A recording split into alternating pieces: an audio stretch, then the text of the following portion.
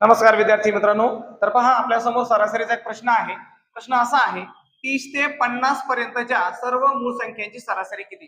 मुलांनो, सरासरी काढायची, पण कोणाची? मूळ संख्येची. तर मूळ संख्या म्हणजे काय? अशा संख्या असतात की ज्यांना फक्त एक आणि स्वतः या दोघांनीच भाग जातो, अशा संख्येला आपण काय म्हणतो? मूळ संख्या असं म्हणतो मुलांनो. मग 30 पासून 50 पर्यंतच्या अगोदर मूळ संख्या आपल्याला माहिती पाहिजेत, ते आपण लिहून घेऊ मुलांनो. 30 नंतर पहिली मूळ संख्या आहे मुलांनो 31, 2 नंबरची आहे 37, नंतर 41, नंतर 43, नंतर 47. आपल्याला 50 पर्यंत विचारलंय मुलांनो. म्हणजे 50 पर्यंत ह्या 5 मूळ संख्या आहेत. कुठून? 30 पासून 50 पर्यंत. मुलांनो, मग आपल्याला सरासरी काढायची यांची. सरासरी म्हणजे काय असतं?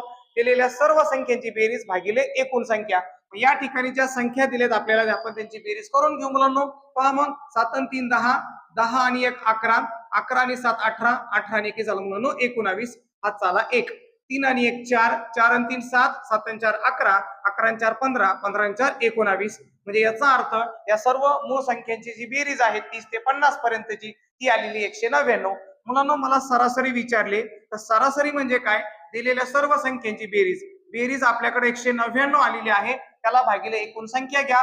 1 2 3 4 5. तर त्या 5 संख्या आहेत म्हणून त्याला आपल्याला 5 ने भागायचं. तर पहा मुलांनो, मग 5 1 5, 5 3 15, 19 मधून 15 गेले, 4 उरले, 49 झाले मुलांनो. 5 9 45, 49 मधून 45 गेले, 4 उरले, 4 ला भाग जात नाही, तर आपण काय द्यायचं? एक पॉईंट द्यायचा. तर 4 वर 1 शून्य म्हणजे 40 झाले. 5 8 40. म्हणजे अशा प्रकारे पूर्ण भाग गेलाय आणि ही सरासरी आलेली आहे 39.8. ही 30 ते 50 पर्यंतच्या मूळ संख्यांची सरासरी आहे. धन्यवाद.